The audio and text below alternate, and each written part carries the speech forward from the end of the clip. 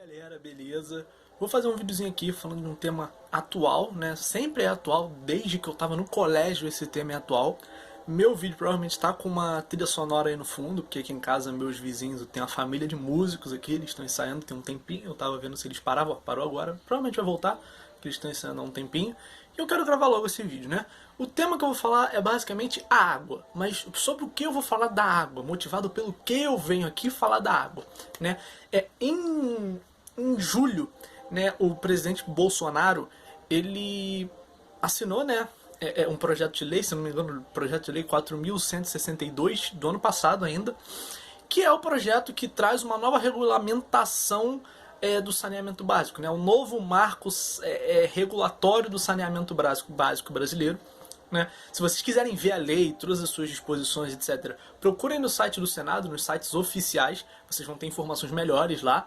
Mas, no geral, esse novo marco regulatório cumpre, né, como é que eu vou dizer? Cumpre uma bandeira desse governo que é, né, ir em direção ao neoliberalismo, ir em direção à liberalização da economia e visa permitir, né, um maior regime de privatizações das estatais que cuidam de saneamento básico, de acesso à água e etc. Qual o problema que eu vim tratar e por que eu vim tratar disso? Essa lei visa um problema real. Qual é o problema real que essa lei visa? Nós temos 100 milhões de brasileiros que não têm acesso a saneamento básico. O que isso quer dizer? Nós temos 100 milhões de brasileiros que não têm acesso à rede de esgoto, por exemplo. E nós temos por volta de 35 milhões de brasileiros que não têm acesso à água tratada. São mais ou menos 50% da população que não tem acesso a esgoto, mais ou menos 17, 18% da população que não tem acesso à água potável. E aí, esse projeto de lei, se você entrar lá no site do Senado, inclusive diz isso, né? Que esse projeto de lei vai lançar o Brasil numa nova era, porque conseguiremos fornecer água potável para, no mínimo, 99% da população e esgoto tratado, saneamento básico, para 90% da população até 2033. Ou seja, um plano ousado de que daqui a 13 anos nós teremos 99% de uma população tendo acesso à água potável, hoje só temos 83%, e que teremos 90% de uma população com acesso à rede de esgoto, sendo que hoje só temos 50%. E aí, por que eu vim tratar desse tema? Porque o Brasil vai na direção contrária do resto do mundo. O Brasil vai na direção contrária do que estão fazendo a maioria dos países da Europa, a maioria de municípios e cidades europeias, e inclusive cidades americanas estão tendo problemas com esse modelo que o novo marco regulatório facilita, né, a entrada de empresas, né, privadas, né, nas redes de saneamento, fornecimento de água, fornecimento de esgoto, etc. E quando você faz isso, olha para parece que o Brasil está isolado do mundo e que não lê notícia, né? Paris conduziu, se eu não me engano, a partir de 2016 ou 2017, né, uma reestatização. O sistema de água de esgoto de Paris era privado. Paris conduziu uma reestatização e hoje Paris é referência mundial no que diz a água, tratamento de água, tratamento e fornecimento de esgoto. Eu e Ana pretendemos fazer aqui uma resenha de uma série que tem no Netflix, vou fazer o merchan. Curta essa com Zac Efron. Ele viaja o mundo procurando alternativas de vida sustentável. E um dos episódios, se não me engano, no segundo episódio, ele vai para Paris. E ele fala sobre isso. Cara, Paris, assim, você anda, sabe essas bicas de praça? Você pode encher sua garrafa ali na bica da praça, que aquela água é limpa e própria para consumo. Bom, né, Paris virou exemplo disso, mas você tem diversas outras cidades, como Budapeste, como Berlim, algumas cidades americanas que adotaram esse modelo de privatização do esgoto, saneamento, fornecimento de água potável, lá na década de 90, né, aquela ascensão do neoliberalismo, privatizações em massa, e hoje estão buscando reestatizar. E a gente tem que entender por quê.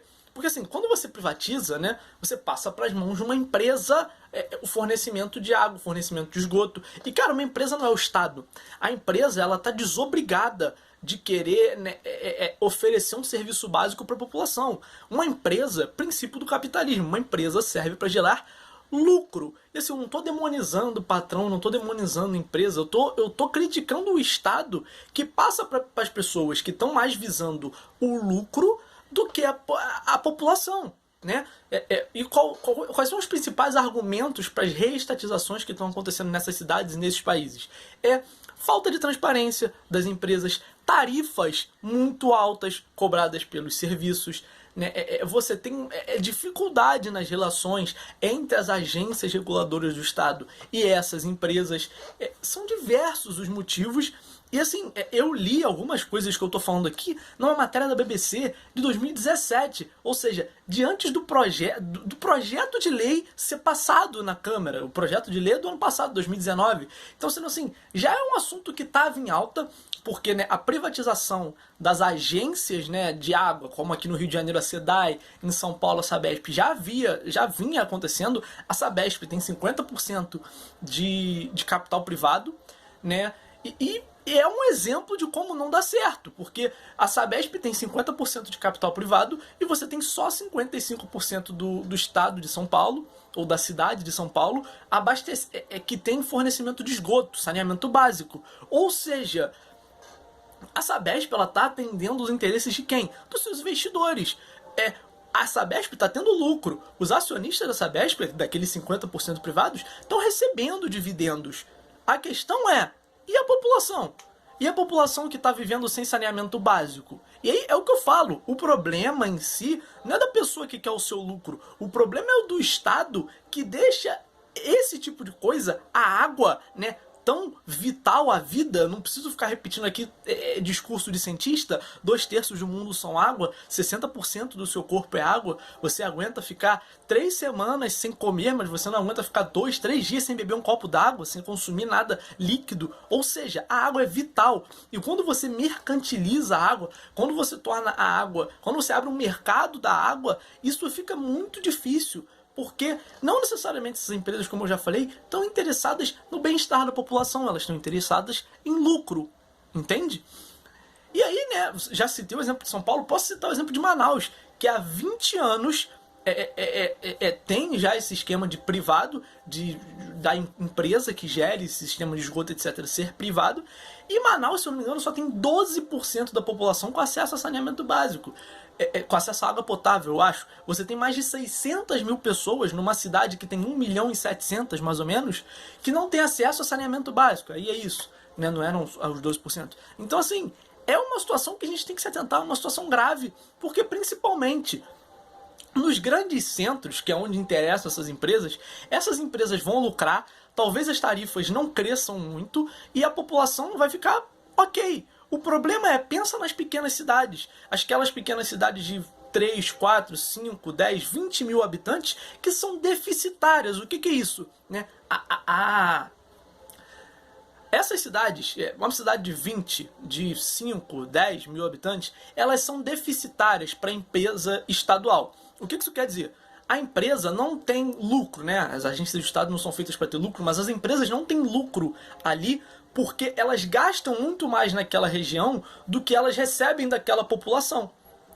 Só que hoje, pela lei que estava em vigor, hoje não está mais, você tinha um plano cruzado, alguma coisa assim, que permitiu o seguinte: numa cidade grande, como por exemplo Rio de Janeiro, essas empresas têm lucro, porque a taxa, o que eles gastam é muito menor do que eles arrecadam. E aí eles podem pegar esse dinheiro, e por esse plano cruzado que você tinha, e usar para cobrir os gastos de uma outra região deficitária. Quando o Estado que fornece esse tipo de assistência, de plano, de projeto, o Estado pode fazer isso, porque o Estado está visando o bem-estar da população. O Estado não está visando o lucro. O Estado não quer tirar um lucro dessa operação. O Estado quer fornecer o bem-estar para a sua população.